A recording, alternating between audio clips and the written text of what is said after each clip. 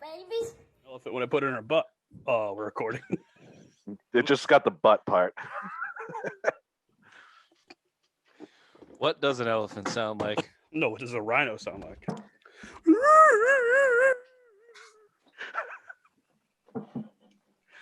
It'll never not be funny. Oh Nor God, will it be discussed. That was so fucking funny. No. That will lay in the bed of secrets from the Simple Mind Sports Show forever. Maybe when the book comes out. Behind the Big Mac. Behind the Big Mac. Just a gif. Who found that? Who found that? Was that you? Rich, that was Rich did. so fucking That funny. That whole text change just talking about his. Me. It was fucking hilarious. I was dying. Well, I giggled too, but it was like, what the fuck? Behind the Mac. Behind the Big Mac. What was it? The obvious one? Behind the Big Mac.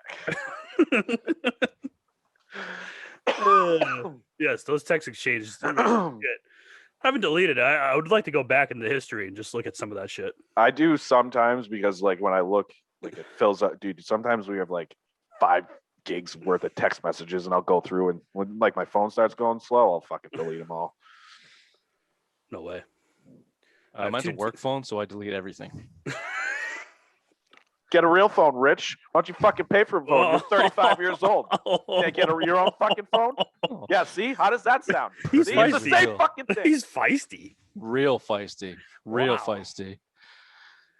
Oh, he's drinking Corona now. That's why. That's why. We had one show of pleasant Billy Goody Two Shoes. As soon as he touches that malt too liquor, sick. he's oh boy. Yeah. This isn't a malt liquor. It's a fucking Corona, you idiot. Isn't that malt liquor? Wow. No? All right. I'm sorry. It's Mexican piss water is what it is. Oh, is it extra or is it light? Extra. Of course. And They were left here from Friday night. Someone brought them over to my house. And this was the last one, so I figured I'd drink. okay, that's the reason there's only one. Oh, I was gonna say, is there a cooler of 38 more next to you? I got there it this. That was the funniest day, just showing up to a bachelor party with a cooler full of Corona. Drank every one of them. Oh, yes, you did. Yep. 8 a.m. to sundown, and then sun up. All right, boys. Well, before we get into this, we got to talk about Military True Crime Addict, the newest podcast that we're all into. Yeah, that's not what we're talking about, Bill. Do you even listen? No. Do you even listen? Jeez. No. Now he's going Christ. back in the email, be like, "Oh, I'm wrong."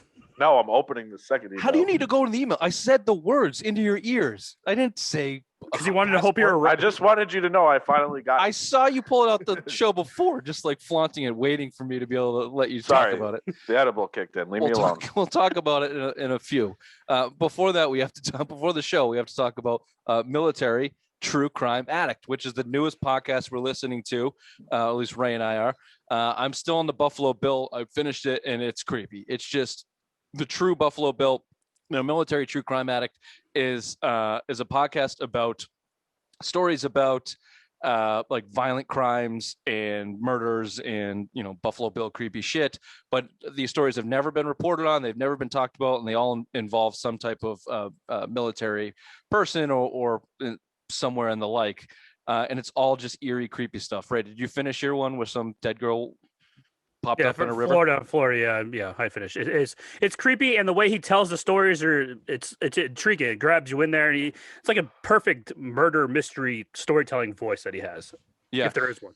And he's not afraid to really get into the details. Within the No. first like 2 sentences, I'm like, whoa. It's like, Jesus, man. Like, normally you're going to get a heads up on that the explicit content is coming up, and it's 2021, so sensitive, if you're sensitive to blah blah blah blah blah. Not this guy, not David Cole. She just gives it to you raw and hard. That's what she said. There you go. I was waiting for a Ray's mom joke from Bill, but he is completely useless when it comes to this stuff. Military True Crime Addict. Find it on Apple. Find it on Spotify, Google, wherever you get your podcast. Military True Crime Addict. Did I do welcome to the show? Nope. No. Okay, this is Fat Tuesday. NFL Patriots Draft Talk, May 4th. May the 4th be with you. Really hoping to avoid that. Welcome to the show.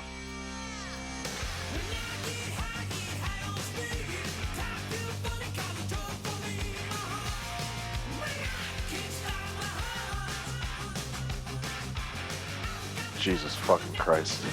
You're the biggest Star Wars nerd on this fucking show, you douche. Yeah, I you're Star Wars enjoy- over Lord of the Rings. You dork. I enjoy watching Star Wars, but I'm not like a diehard fan. I'll I watch. guarantee you, we go in your closet, you have an Obi-Wan Kenobi fucking robe in there. Yeah, No, he but I jerks do off to have every R2-D2 movie. noises.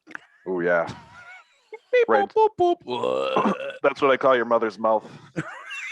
Oh, there it is. He's back on his game. He's I back. love that. back. I love how much sense that didn't make. What was funny? Oh, it was I funny. laughed. I call your mother's mouth R2-D2 noises. And then I fuck it. Okay, let's.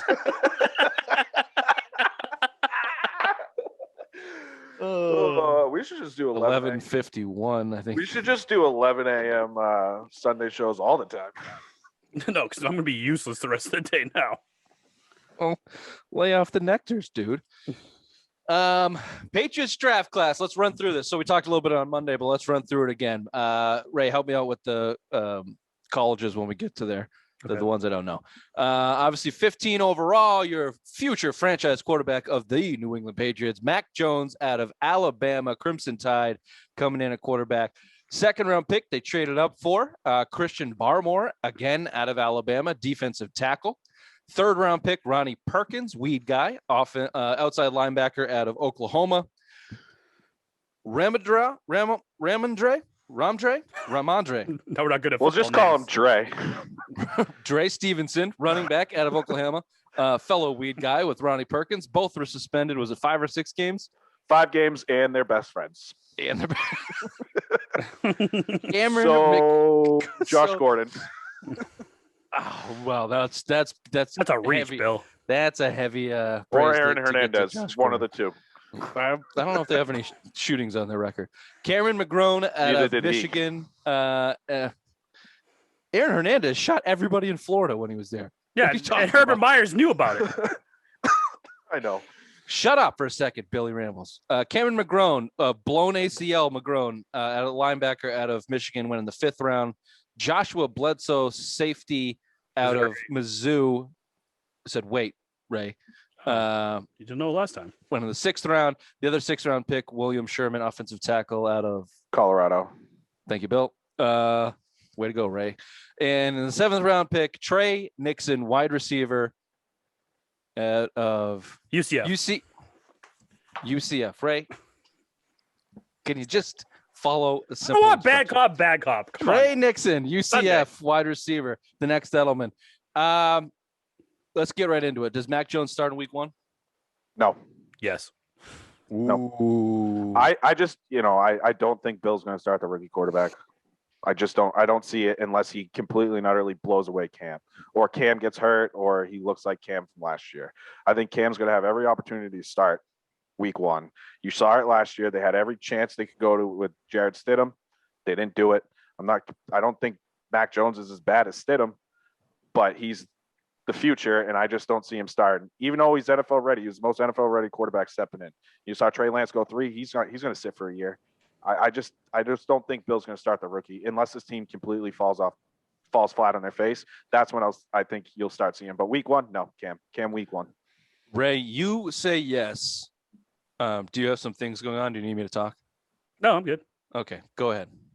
No, I just think that Cam Newton, we saw what he did last year. I don't think, how can you improve from that? If your shoulder's shot and you can't throw downfield and you can't make these plays with all the weapons that Bill Belichick just got to your disposal, why wouldn't you put Mac Jones at quarterback week 1? If he can go through preseason and training camp and look like the legit number 1 starter, I think he deserves to be the starter week 1. Hey, why not? All of this revolves around Cam Newton. 110% revolves around Cam Newton. And all the things you just said, Bill, that unless he gets hurt or looks like he did last year, are very, very, very likely to happen.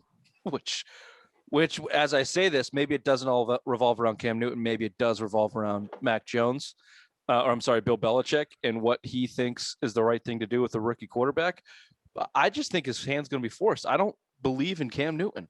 I'm with Ray. I don't believe in Cam Newton being able to do it. Now, we might be wrong on week 1 because Bill Belichick makes the decision that he doesn't play rookie quarterbacks, but I don't know if that's going to be the right choice. And we mentioned this on Monday. Don't sleep on the pressure that he's going to have from management to have a good quarterback play very early in the season. Cam Newton comes out throwing piss missiles at Hunter Henry's cleats, then I would expect to see Mac Jones early. And especially if he has a better rapport with the two tight ends and the wide receivers, Mac Jones, that is, why wouldn't you put him in at quarterback? If He's best friends with Damian Harris. Yeah, if they look great together, why not put him in there? If Cam Newton didn't have that kind of chemistry last year with anyone on this fucking team because he was throwing shit passes to everyone, so why not have a young guy that's going to lead this team and franchise for a few years out, be the guy? Do you think Cam Newton is going to be a problem if he's not a starter? No. Mm-mm. No, I don't think so. I mean, you saw him he got benched for Kyle Allen a couple years back in Carolina. Didn't he get hurt though? I thought he got hurt. Yeah, but he caused some controversy. I don't know. I think he'll be all right. He knows. I mean, if you think about it, Mac Jones will make more money than Cam is. So I mean, they basically signed him for backup money. I don't think he's not if he plays. Yeah, true. But also, what about Josh McDaniels and all those gadget plays that he runs? Do you think that even if Mac Jones was the quote unquote starter week one, that Cam Newton would come in for these gadget plays where they're like goal line situations or in the red zone where they can do all these trick things where he can throw pass kind of thing? You could do the Tyson Hill treatment. I mean, if you look at him, if you look at him, they play, they line him at tight end. They throw passes to him. But the problem is if you bring him in, the biggest problem with Cam Newton last year was too predictable in the red zone. That's the biggest thing. So if you were bringing him in down there, I get it. You can have some gadget plays, but everyone and their mother knows that they're going to hand him the football and let him run. They've already set this up. They've already said that it's very possible that they could have two quarterback situations going on. And this is what really pisses me off and is really going to piss me off this season if they start to do this. I still think that there is some kind of fucking PR campaign for Cam Newton being run at Foxborough. Like they don't want to harm this guy's reputation or, make him look bad in their light for whatever reason. But like this is turning into a Jimmy G situation. They signed Cam Newton and they've done everything in their power to find somebody to play and start over him. Which, if we want to get into it really quickly, I still don't think Jimmy Garoppolo is off the table. I do only because Trey Lance is not ready. He's played one game in 15 months. I think, I've said it before. If they went Trey Lance, Jimmy was off the table because I think Fields, Jones, all those guys would start day one for 49ers. Lance will not. I just think him coming over. So I don't think Jimmy's on the table this year. I think it's the NFL. It's the NFL though. Jimmy G could say, "I'm not coming into camp. I'm not playing." He could say, "Trade me now. I don't want to play for this team." Can I ask you a question though? So it's the same situation, right? So he's leaving from the 49ers with Trey Lance to go to the New England with Mac Jones. It's the same exact fucking situation that he just left. So why would he come here? Yeah, because he's come here 2 years. Come here 2 years and get your product up. Make your because I expect Mac Jones to start full-time starter next year, 2022. I think that's where he's starting full-time. So if Garoppolo's coming here, it's going to be that 1 year. It's the same shit in the 49ers. Who's better built to win right now? 49ers or the Patriots? I think the 49ers. I disagree with you on the 1 year guarantee. I disagree with you. And why the variables in San Francisco are Jimmy Garoppolo not wanting to be a stopgap that could be replaced in week 8.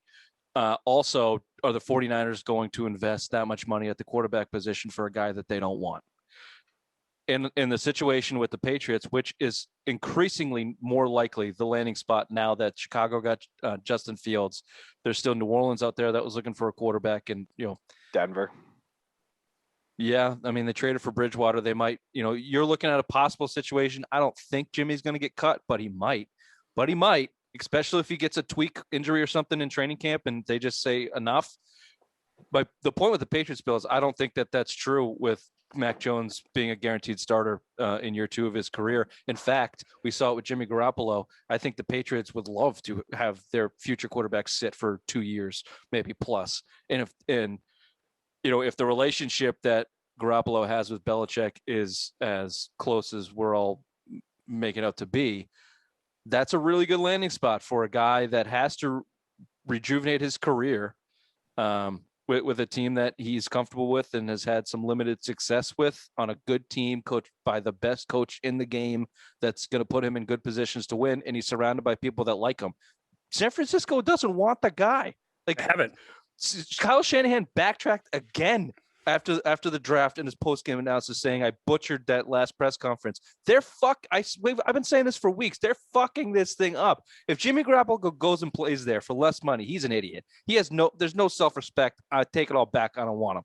Unless he plays at his full salary in San Francisco, if he bites the bullet like this, that's why I still think it's on the table, because I think there's still a lot of question marks going on in San Francisco, and New England makes sense for him. And I don't believe that Bill Belichick has Mac Jones. You don't, for the same reason that you don't think Mac Jones is a starter in week 1. I don't think that it's a guaranteed he's a starter in year 2, because it's Bill Belichick. Because it's Belichick. So I'm not saying it's likely. I'm just saying I'm not taking it off the table. What's the best pick they made? Barrymore. Pick 2, number 38. Yeah, you traded 2 fourths to move up 8 spots to get him. Another Alabama guy. They've done pretty well. Alabama linebackers, defensive linemen. I mean, Anthony Jennings looks okay, and then obviously Hightower. He's a little bit undersized, so I think he reminds me a little bit of Ty Warren. Did you say he's undersized? For a defensive tackle, yes. A 6'4", 310? For a defensive tackle that is undersized. Everything. Read The Athletic. They said the same. That's where I got it from. He's undersized, but he reminds me of Ty Warren, where you can play him inside and outside. So if you're going to go a traditional 3-4, which Bill loves to run, I mean, he's your, right or left end. He had 8.5 sacks last year and never started a game for Alabama. He's only played, I think, 800 defensive snaps for Alabama. And he was defensive MVP in the national championship game in the biggest stage, college football. So I like it. And again, he was supposed to go in the 20s and he slipped and Bill pounced. The talent's there and he was the best one. Go out and get it, because you got to get younger. Even your front seven, you got to get younger on the front seven. Lawrence Guy's up there, even Godot or whatever. He's not a young guy. Adams. So Dietrich Weiss is kicking around, and Hightower and Van Noy are old, and you have to get younger there. And this is the guy, he can rush the quarterback. This is kind of Adam Butler, what you saw in Butler, kind of rush the quarterback. That's his replacement. So you bring him in on fucking passing downs. This guy can get to the quarterback. He's 6'4", 310. He's strong as hell off the line of scrimmage. So I mean, I'm happy for it. Bread and butter defense, and you know how I feel about the defense for this team, and they need it. No, I agree. Just a comparison, Ray. Vince Fork was 6'2", 325. So I guess he's undersized. Yeah, I guess so. But the pass rushing ability that he has and the way he gets to the edge, the biggest pro comparisons they're giving him is Ndamukong Suh and Richard Seymour, which made it move for me for the first time in 30 years. So yeah, Seymour was only like 310 or 315 too. He wasn't huge. And he's also a Hall of Fame. He's a Hall of Fame finalist. So that's a big thing right now. You get that on this line, and Bill Belichick coaching you. Yeah, you're gonna make some moves. Especially playing in the SEC, that can't be ignored either. And under Saban, Saban runs a pro style defense and offense, and attacking, and this is what he can do. And you play in the SEC, like you just said, you're playing the best of college right there, because that's you just overhauled your whole entire defensive line, and this is what you needed. Dude, you don't have to play fucking Bill Murray's of the world and Terez Hall and all these guys or John Simons of the world. Now you have real depth there. You really fucking addressed it on one of the worst run defenses Bill Belichick's tenure with the Patriots. So this is what you did. He's good against the run, and he's good at attacking quarterback. Yeah, like you said, we've been preaching about it. We needed depth on this team because of all the injuries we've been getting in the past, with all the guys, COVID happening. It's going to still happen come 2021. So yeah, having depth and having these guys being able to be rotational players on this defensive line and defensive linebackers, oh my God, it is sickening what this defense is going to be. Listen to the Patriots, Bobo. Oh my God. Pump the brakes. They're still rookies. Patriots rookies don't really play. So on defense, yes. He'll be situational. No, I don't. Uche barely played. Well, Anthony Jennings had a healthy scratches. Winovich has been taken off the field more times than I can count. Because he hates Bill Belichick hates him. Well, there you go. Because he's a fucking rookie with beautiful hair. Defend the run. Oh, I love that luscious. Because he's a rookie, and they don't know. And they look. Here's my point. They went out and signed a lot of players, including the defensive line. They got, how do you pronounce his name? Godchow. They got Godchow from Miami. They got Adams. They got, who's the guy from the Jets? Sorry, I'm blanking, and I have it literally right in front of me. Anderson. They got Lawrence Guy back, which was the huge. Jets. Anderson, who's the run stuffing guy that Teachers Wise, Raekwon, McMillan, Judon. All these guys are. They're all there, and they're all ahead of all these rookies that they just signed. I'm with you. They needed to look, this is how we describe this free agency class, that this was a reset for the roster for the next 2, maybe 3 years, but that doesn't change that this was one of the most important drafts the Patriots have had in a decade. On paper, it looks good so far. You know? So the idea that everybody had the same idea. Bill Belichick is good at drafting by the line, especially defense, and that's what he did, especially on this first pick. I guess I agree with you. Barmore is a nice selection for the best pick that they made.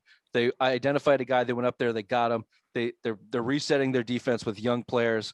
But it's Mac Jones. If Mac Jones gives any chance of Cam Newton not being your starting quarterback this year, he's the most important pick. He's the best pick.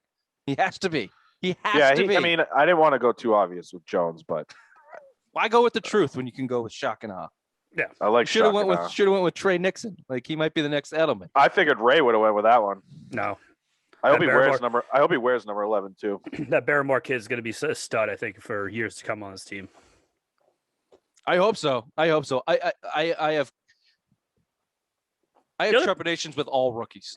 I never think that they're going to pan out, to be honest with you. I think they're way too much of a crapshoot. It's the reason I didn't want them to trade up for a quarterback in the draft. I think that there's the success rate on quarterbacks in the first round is like 43%. It drops down from there, and it's not that much different from the rest of the roster spots in the NFL. There's just not a high success rate. It's a fucking crapshoot. So, yeah, Barrymore projects to be one of really good. He comes from a really good program. He comes from the best coach in college football history to the best coach in NFL history. That should work. Their track record with Alabama guys is pretty good, minus Cyrus Jones, and I'm blanking on the other one that sucked. Can I give you another one? Can I give you another one? Ahead. Ramador Stevenson. I think that's going to be a big key for them because they haven't had a big running back. Ramador Ding Dong. Ramador Stevenson? No, but we haven't had a big back like since LeGarrette Blount to go on the goal line stances or even third and short to go and get the first down or the touchdown that we needed. We had small guys, James White, Sony Michelle, and then we got Damian Harris, thank you. That aren't big guys. They're those AJ Taylor. There's those flashy guys that aren't really known to go through the holes and like get that first down and the third down and goal. So, hey man, if Ramadama Ding Dong can stay healthy, then he's fine with me. 240, 6 foot tall, 240. I mean, that's they don't like any of their running backs to have enough speed to break out and make an 80-yard touchdown. So he fits in real nicely there. But you're right in terms of short goal line. Damian Harris.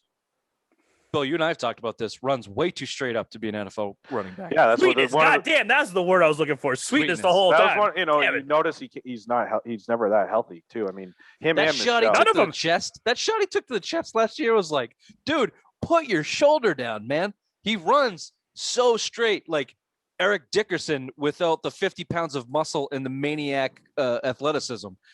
He's gonna be hurt, and we know what Sony Michel's track record is. Yeah. And without somebody pushing Sony Michel, he runs like a baby back B. So Ramadan Ding Dong is fine with me, no problem. Big, you pair him with James White, you get a little thunder lightning, no problem. That's fine. You throw bodies at that running back position all day long. Do you think that means Sony Michel could be on the chopping block to get cut this? No, they keep 4 or 5 running backs every year. They're not going to pick up Taylor. They got Brandon Bolden. They didn't sign JJ Taylor. I don't think he's signed yet. He's on the roster. He's on the roster. Yeah, he's on the roster. Well, I mean, they're not going to pick up his option. That's for sure. They're not going to pick up that 5th year that's due yesterday or tomorrow, since we're recording on a Sunday. So it has to be picked up by Monday. I don't expect it. They got to make the same call on Isaiah Wynn. 3 down back, he can catch passes and he can run the football. I mean, this is what you need on this team because, again, I mean, he might see significant playing time because Michel and Harris they can't stay healthy. Right. No. So, I mean, you had a need there. You lost Rex Burkhead. He's no. According to you, he might be able to play this year without a knee. You did say that in earlier shows that Rex Burkhead might be back this year. Well, now that's out. They'll give him a shot. They treat players pretty well off their injuries like that. They'll give him a shot, but he's not coming back. I mean, I think this just kind of cemented that because, again, you think of Rex Burkhead, I guess you can kind of consider him an every down back. He can run the football and catch passes. Well, you just kind of replaced him for a fraction of the price that you would have probably paid Burkhead coming back. And, again, this is a bigger body. he can take hits. He's 250 fucking pounds. That's what 6'1". Like he's big, and he 6'8". loves weed, so like his pain tolerance is really high. Really high. Mm-hmm.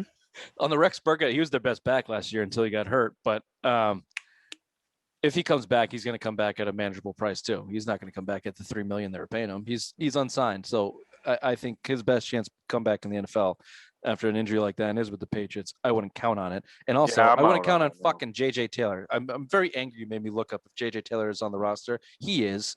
What's the worst pick they made? Can I go? Yes. The kid out of Michigan, Cameron McGrone. Why do you continue to draft guys with blown ACLs that can't play their first year? Why do you continue to do that? You muted yourself before you talked. Oh, I was burping. I muted myself. Thank you. You moved into burp into the muted mic. Yeah. Fine, Bill. Why do they continue to draft guys with no knees? I have no idea, especially on the offensive line. You know, you saw it with who was it? Trey Mason or Trey? I forget his name. He came out of Florida State. They had him, and he blew out his knee right away and basically never played again. You know, I mean, I don't understand why you take these injury guys. He's got talent, and there's a reason he fell to the 6th round because of the injury concerns. Or 5th round, sorry. Confusing with the offensive lineman in the 6th. But yeah, there's Cameron McGrone, linebacker out of Michigan. I'm just sick of ACL. And when asked about it, Bill Belichick said, "Yeah, and look, I know we got the injury. We're not expecting him to see him on the field this year." You said it. So in the 5th round, like last year, you draft the Nazi kicker in the 5th round. This year, you draft the guy with no knee that might never see the field. Like, what is the point?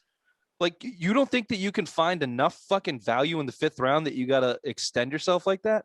Obviously, the easy one to point out is Dominic Easley when he had 2 blown ACLs that was the one in the I was first round. I was trying to think of him too. I just spaced. But Razai Dowling. Dowling was another guy. injury guy they took in the 2nd round. Like they think that they can get value because a guy slips because of injury. Haven't you learned that the injuries are real? It's like Dave Dombrowski continuing to sign pitchers with no arm. Like, haven't you learned that this shit is real? Just take a guy where he's valued. Stop trying to fucking win the goddamn draft out every pick. I throw one out there. Marcus Cannon slid down the draft board because he had cancer. I mean, I know it's not like an injury, but like that's another one of those things. It's not an injury, you dude. But again, some of those work out. Some of that shit works out. But he's worked out every other year, kind of. Yes. He's been odd year guy mark pretty much the entire time of his career. Go ahead, Ray. Joshua Bledsoe. I mean, the safety position we already have. It's a log jam right now with Adrian Phillips, Tevin McCourty. You got Kyle Duggar. You got Jalen Mills that came over from Philadelphia for free agency. You already had a log jam there. Why address that in the 6th round where you could have got another offensive tackle or someone on the offensive line, a guard, center, to come into this system. So expect them to take a defensive back every single fucking year. Okay, but go do a defensive back instead of a safety. I mean, a safety, I think there's a very big log jam there. You got young guys, you got veterans there, so why address? Kind of got a log jam at cornerback too. Like your defensive backs are pretty well set. I mean, a lot of these guys, if he's not going to make the team. Can I tell you why they took him? Yes, please. Because Bill. They really like the idea of having the best secondary in a league that passes 95% of the time. And you got Chung's out. You got McCourty, who could retire any year. I don't know what kind of safety this guy is. I don't know if he's an in the box guy or a free safety guy. More like Deron Harmon. Okay. Well, then that's if they're looking ahead and they think that he can play the Devin McCourty role, I'm not saying he's going to replace a Patriots Hall of Famer, but a lot of the logjam at that safety position are in the box guys. I mean, Adrian Phillips played linebacker last year. Let's be honest. He didn't really play safety. I think that was more out of need, though. I understand. I agree with you. Kyle Duggar, Adrian Phillips, these guys are redundant, but they played nickel, man. That's the defense that they play consistently all the time. Jalen Mills is the guy that they think is going to bounce around a lot. Is Jonathan Jones back? Did they sign him? Yeah, he's still on the team. I don't want to hear you say Joe Juwan Williams one more time, Bill. You've been on that guy. You just have to admit I'm out. Wrong. I'm out on him. He just likes saying it. He does. I admit, 100%. I was on. They put another wasted 2nd round pick that you moved up to get. But Traded up to get him. the kid So- Bledsoe, he's undersized. He's 5'11". His cons on the team is that he's slow and he can't really guard the bigger guys. So again, why have this guy on the team? You got big guys that you're going against. You look at the Buffalo Bills with all the guys they got on wide receiver, tight end. They're big Just boys. take flyers on these guys. The 6th and 7th rounds are crapshoots. You're just going to pick a guy that kind of maybe will fit your system. I was and giving another finish. example instead like of the- the I linebacker like- that was hurt. Okay, I Bill. like Ray's pick because I would have liked them to double up on the offensive line as well. I would have liked them to stay. Bill, you mentioned it. Like, this was the draft. This was an important draft. You have to basically reset your roster via the draft the same way you did via free agency. And the best way to do that in football is at the line and out. So you took one offensive tackle in the 6th. I would have liked them to back that up with, like what Ray said, whoever else was out there. We know the track record the Patriots have on late round draft picks. They just did it with the Ninwa. Didn't double David up, Andrews man. come out late too? Undrafted. Dan Yeah. Copen, 5th round. I mean, they've So they've yeah, had success. I agree with you. You went heavy on defense. You had 3 defensive picks there. You had a D tackle, an outside linebacker, a linebacker who's not going to play. So yeah, I would have loved to see them focus a little bit on the offensive line in the later rounds, a little bit more. I mean, they took 1. That was it. I know 7th rounder Flyers. I get that. Do we want to talk about Trey Nixon being Yes, the we next do. Edelman? Yes, we do.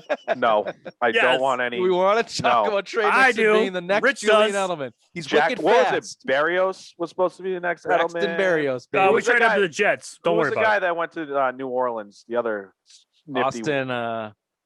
He came from the Colts though. No, there He- was another guy. The Patriots drafted him and they cut him, or he was undrafted. They cut him, and then he was Austin claimed- Collie. No, there's another. Let me look it up. Well, Well, you look it up, and we'll talk about how this guy's going to be the next Julian Edelman. although he wasn't a quarterback, he Nope. is a fast, shifty little white kid that's going to play the slot and a lot of special teams to start his career. That's what Edelman did. He did that, and that's how he took Wes Welker's job. Or actually, Austin Carr. Oh, Austin Carr. Remember, he was- Austin Collie. Collie, yeah, They he had was Austin at Collie too, right? yeah. I did, but he was very concussed. Well, half his brain. Is still in Indianapolis. Austin Carr. Yeah. Look, I don't mind like you said, 7th round. Again, same as the offensive tackle, the track record of the Patriots producing little white shifty guys out of the slot is pretty good.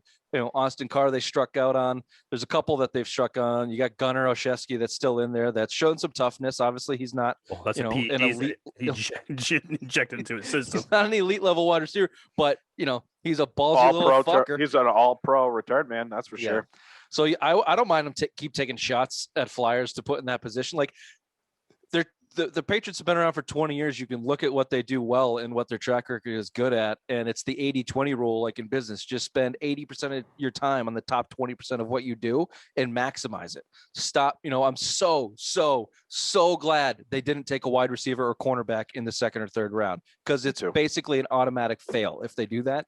I'm fucking ecstatic they didn't do that. And I'm again, the wide absolutely receiver ecstatic. was too top heavy. After the 3 top 10 picks, wasn't much left out there. So I mean, I'm glad they waited till the 7th to address it. Where's he going to play? You still have Olszewski on the team, and if he makes the team, it's going to be because Olszewski get his head crushed in on a fucking kick return, because it's eventually going to happen. You know what's So- funny about the wide receivers? Just a little bit of a tangent here. I see everybody, putting out their newest depth charts and things like that, and it's Nelson Aguilar, Kendrick Bourne, Jacoby Myers, N'Keal Harry is nowhere to be seen. Like Nope. nowhere. And to be that seen. is how it should be. Unbelievable. They have to trade this kid. They have to trade him. Like, What if Mac Jones comes in and makes this kid relevant again? ooh, suck it, Brady. Oh boy, wouldn't that be something Suck though? It, Brady. I mean, he's Have- best friends. He's best Bobos with Cam. So I don't know. Yeah, but still, I mean, Cam can't throw the ball. Mac Jones can throw the ball. I mean, imagine though that True that. he brings his whole career back, rejuvenates the whole thing, makes him look like a 1st round talent. Oh my God, would that be a fucking turning point? Do we think, and this is off draft top, but do we think that there's a chance N'Keal Harry could be a contributor now that he's slotted as the 4th? He's going to get 4th cornerback. He's going to get the 4th cornerback on the depth chart, or probably a safety. Throw him in the slot. Let him play some big slot wide receiver and he takes on a slow safety or slow linebacker, get him some mismatch as the 4th wide receiver in the depth chart. Could we see some production out of N'Keal Harry in that position? Ooh. Can I go? Yeah. No. Okay. Ooh, can I go? Yeah, Ray. Yes. Oh, Ray's such a fucking homer. Oh my God. Come on, you put him up against the worst. You put him against a slow linebacker. He better be able to fucking make you or catches. I on a route. Fuck out of here. Bullshit, Bill. You and your dink toes couldn't even cover him downfield. Yeah, I just got to put the ball I don't above have your right to shoulder. because he can't catch the football. That's a conversation. Here you go. It's a conversation for another day. But is Trey Nixon going to make the team? Yeah, he's going to make the goddamn team. He's absolutely going to cut JJ Taylor's ass now that we know he's on the roster. No, you know he's. That was actually breaking news for everybody listening.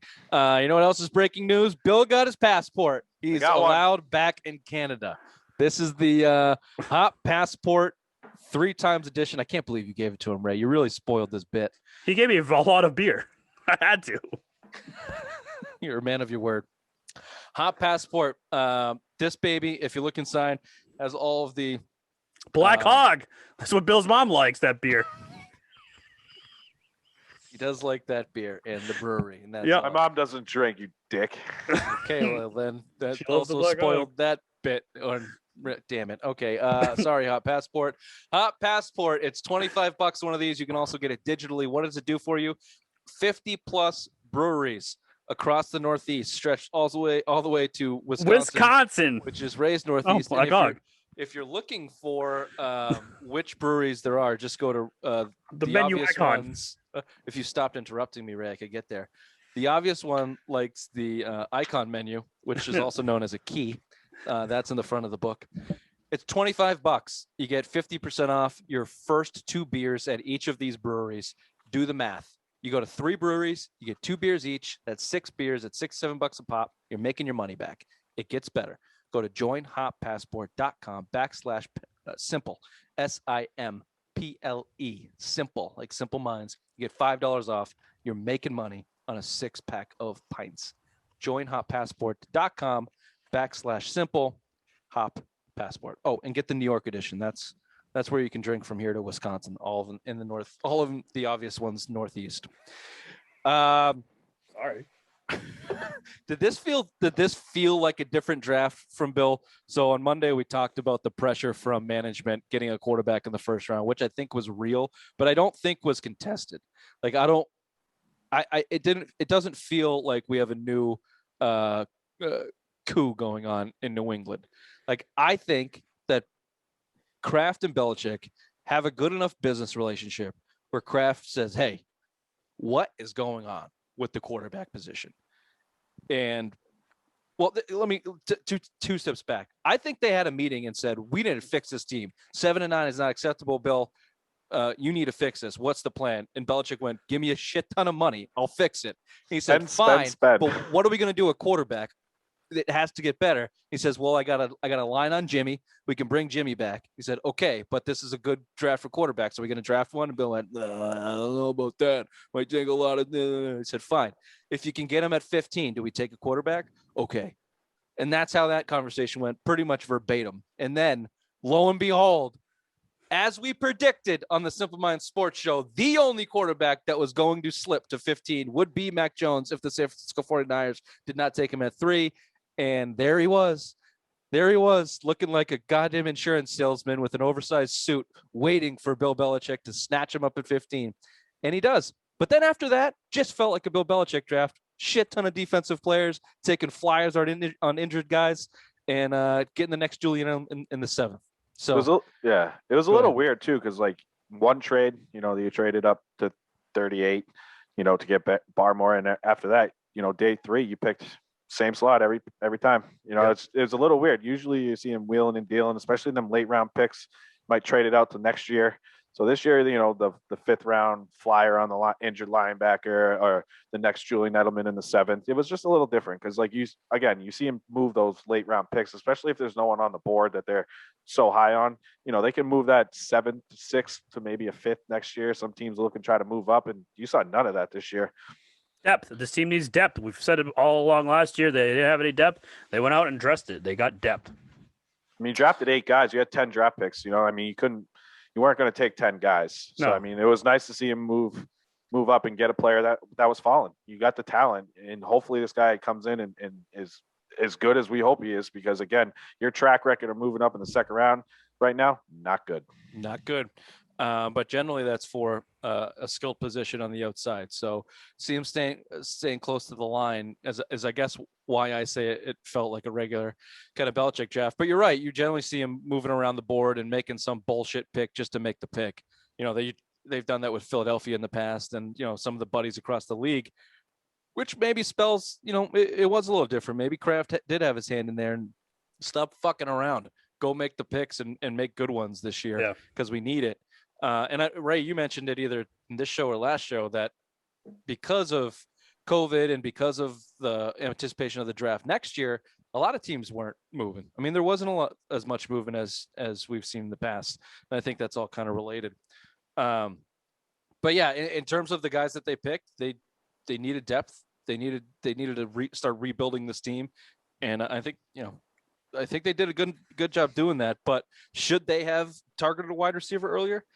Not in the second because they suck at it, but maybe in the fourth, maybe in the fifth, instead of a linebacker without a knee, maybe go out there and get your rookie quarterback a little bit more help or some potential help, Raymond.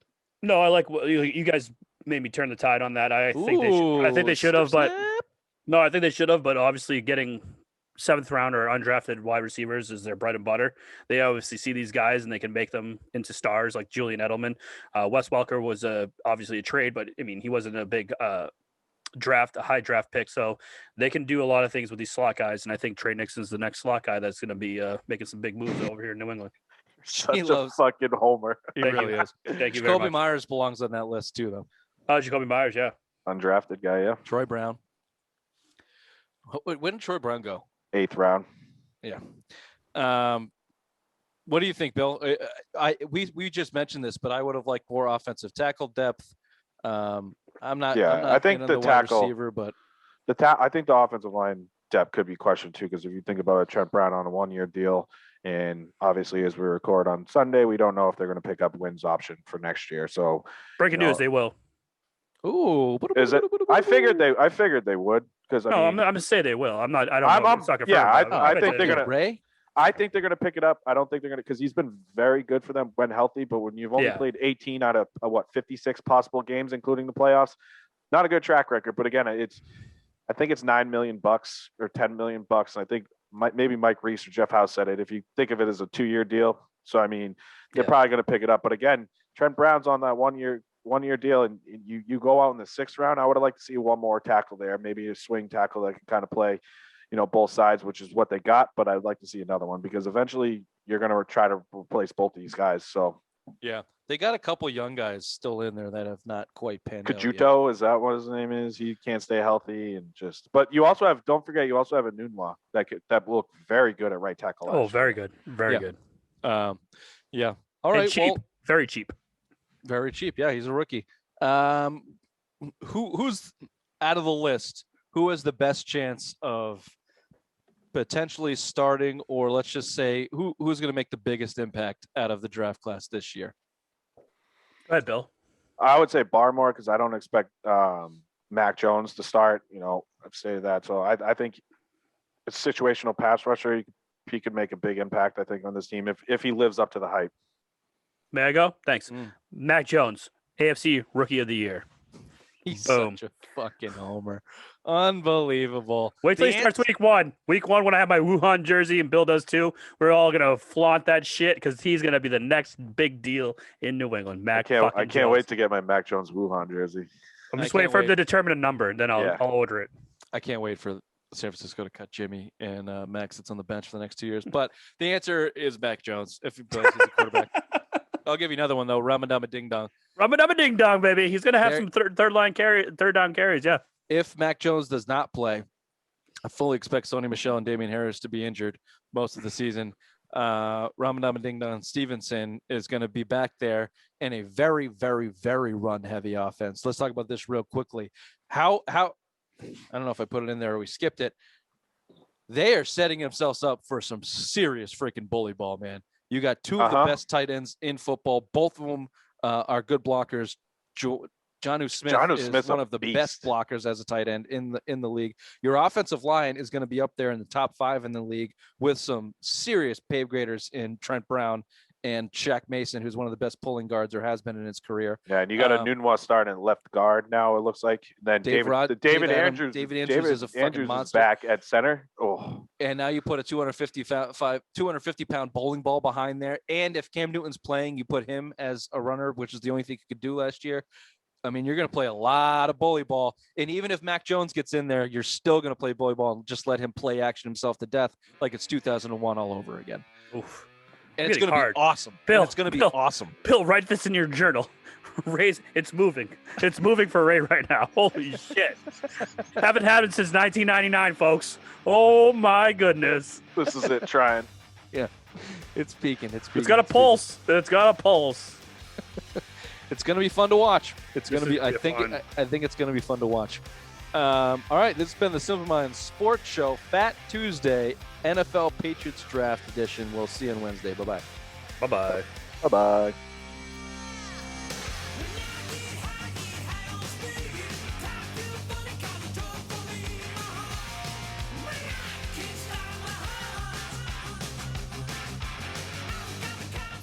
We got movement. We got movement. We got a pulse. Congratulations. No, this team's going to be fucking... This defense, I think, is going to be top in the NFL. Yeah, I mean... So it's 2019, and everyone knows how that worked out. Think about it. You got the guys that are going to be able to rush the quarterback. J.C. Jackson, Stephon Gilmore playing corners. I'm not sold on either one of those guys coming back, but now that after the draft, I guess I am. Because before the draft... coming back. At least one of them's coming back. Yeah. I think they're both coming back now because they didn't address cornerback in the draft. He literally just snips that within 30 seconds. I know. Of I said conversation Because you said something, and then he's like, "No, I said before going that way. the All right, I'm draft. going that way." Before the... What are you laughing at? Your Podcorns, that toilet paper company. Your opening statement. I'm a poop wizard. I'm a self-proclaimed poop wizard. You gotta get their attention. You got mine.